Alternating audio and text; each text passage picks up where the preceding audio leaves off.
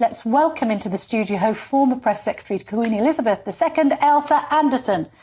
Lovely to see you this morning, Elsa. It's been a pretty momentous week, hasn't it, in royaldom? The King's cancer diagnosis, lots of questions in the morning papers today. Sunday Times headline was sort of the fragile crown. Do you think the monarchy is looking more fragile in light of what we've heard?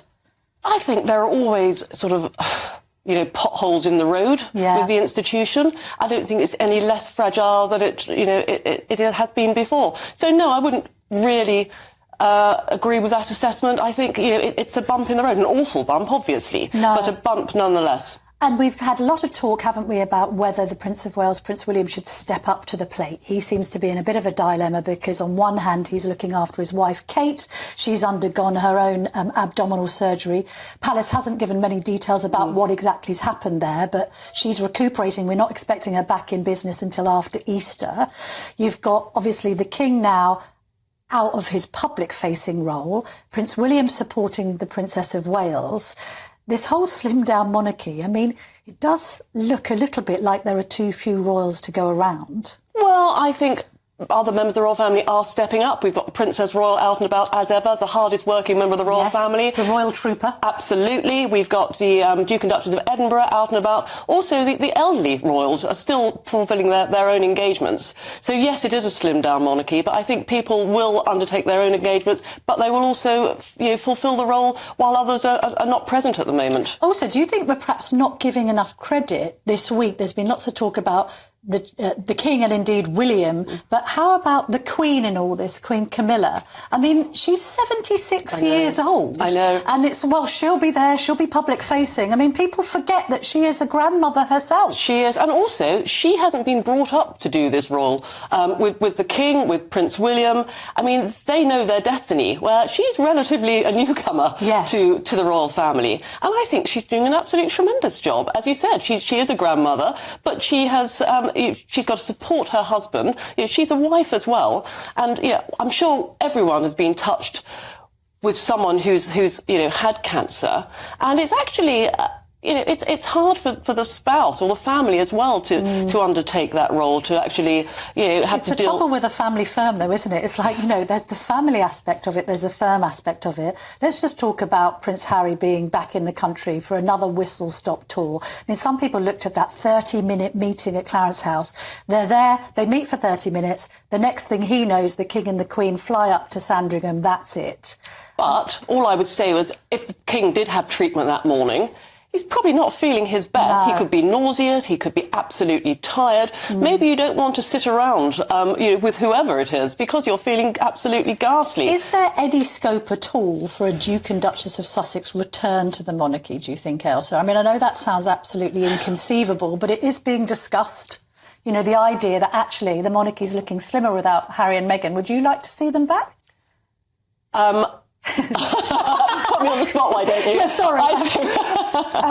I think there carefully about the response to this. I think I'm a firm believer in reconciliation in families. But that ship might have sailed. Who knows? Who knows? If I had a crystal ball, I would make a lot of money. No. But I mean, I suppose kind of like this idea of there not being reconciliation. You would have thought, wouldn't you, that a King's cancer diagnosis, the cancer diagnosis of the only parent you have left, not least after the tragedy that was their mother's death, would be enough to bring those royal brothers together.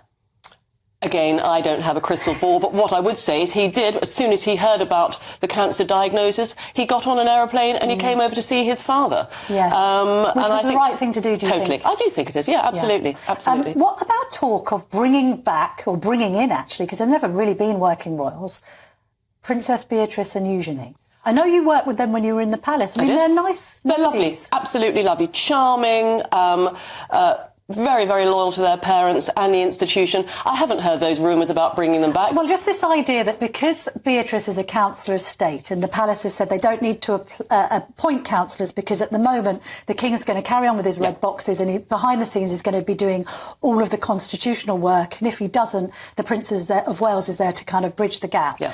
But because the councillors of state are taken from the most senior royals in the line of succession, Beatrice is still one of those royals. And therefore, I suppose it begs the question, you talked earlier about older royals kind of like, you know, keeping the end up, so to speak. Absolutely. And naturally they're younger and they're nice women and they may be perhaps quite relatable to the public. We appreciate the problems associated with the Duke of York, but why not bring them into the fray and have them maybe carrying out some charitable engagements? Or Well, I think they already do carry out charitable engagements on their own. I know both of them have got their own charities and organisations which they support and they're patrons of. So they're already doing that. I don't think they need to be working members of the royal family with that title to carry on doing what they're doing at the moment.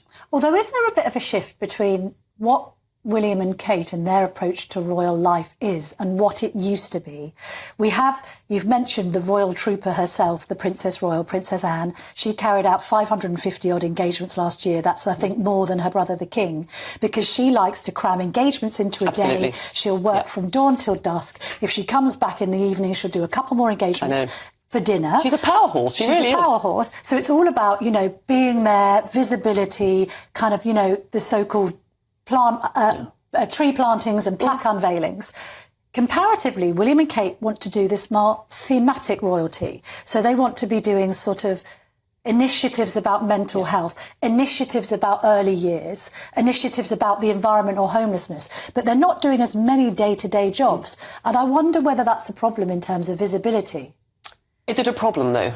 I would say there is room for every way how you want to do a royal engagement. There is room for doing that 3, 4, 5, 6 engagements in a day, and there's room for the themes. So why not have both? I think it actually complements each other rather than pulls it apart. I mean, there had been a criticism in the past that William and Kate just weren't doing enough. I mean, comparatively, when you look at the league tables, and maybe these league tables are a bad thing, I don't know what the royals think of them, you know, clocking it up. But when you say they're not doing enough, we don't know what they're doing behind the scenes. There are meetings, there are paperwork, there's planning, and also they've got 3 small children. So I would say to the critics, I would just say, you know, give them a break. Yeah, that's a really good point. What I think has been interesting in the last week is the kind of modernity of it all. I mean, who would have thought that the words enlarged prostate would appear on a Buckingham Palace bulletin? Absolutely. Then who would have thought that the word cancer would appear on one? We then get this briefing that actually, well, Prince William will help his father, but his immediate concern is his wife. That's a step change from years gone by, isn't it? Absolutely. And do you think it's a good thing? I do. I think it absolutely shows that he is a modern monarch in waiting, where family and duty go, you know, hand in hand, really. I mean, you had quite a few interactions, of course, with the late Queen, but the King now, but also with Prince William. What kind of approach do you think he takes to royal life? Because we know he's a more serious figure than his younger brother. Well, because he's the next in line to the throne. He's got to be. But how aware do you think he is of the sort of royal branding? Because we always thought when the Queen was alive, he was in a bit of a difficult position because he and Kate sort of had the sprinkling of stardust, a little bit like the Diana effect, Diana's son and this glamorous wife that he has. He doesn't want to overshadow the King. He didn't want to overshadow the Queen either. How did he sort of play, when you were working in the palace, how did he operate? What was your impression of him as a young man? Well, just going back to your original point about the stardust, of course, when the Queen became Queen, she was 26 years old. So she had that stardust. She was that glamorous, young, you know, fragile, beautiful Queen. So actually, that happened to her as well. I think Prince William he's very much his own man, very much his own man, and he will step up in the way he wants to do it. And do it perhaps a bit differently from what's gone before. And there's no real rule book. Yeah, well, that's interesting, because I suppose we think that we have to keep on the traditions of monarchy and that continuity is everything. And sometimes there's been an impetus behind palace gates to say, well, what did we do last time? Let's do it again.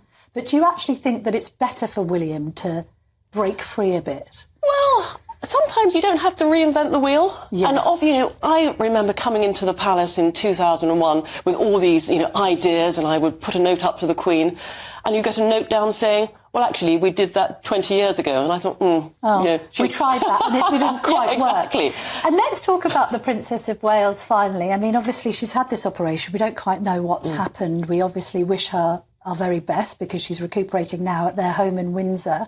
She's a young woman. She's only 42. She's got, as you say, these 3 young children. Yet I feel the weight of expectation on her slender shoulders. I mean, she's under quite a lot of pressure, isn't she? Yeah.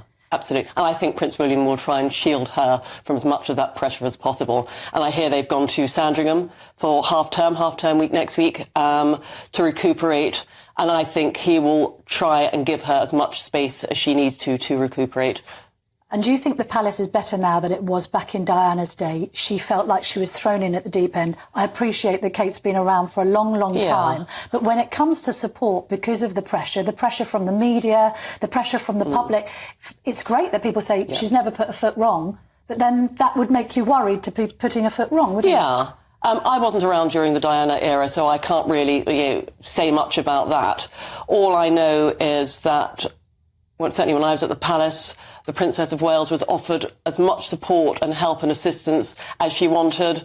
I think members of the royal family wanted to offer her that help as well. They want her to do well. Absolutely. And she's got the love of her own family as well supporting her, and I'm sure they're with her, looking after her, making sure she doesn't, do too much too soon and actually has the time to recuperate. Elsa Anderson, thank you so much for joining me this morning.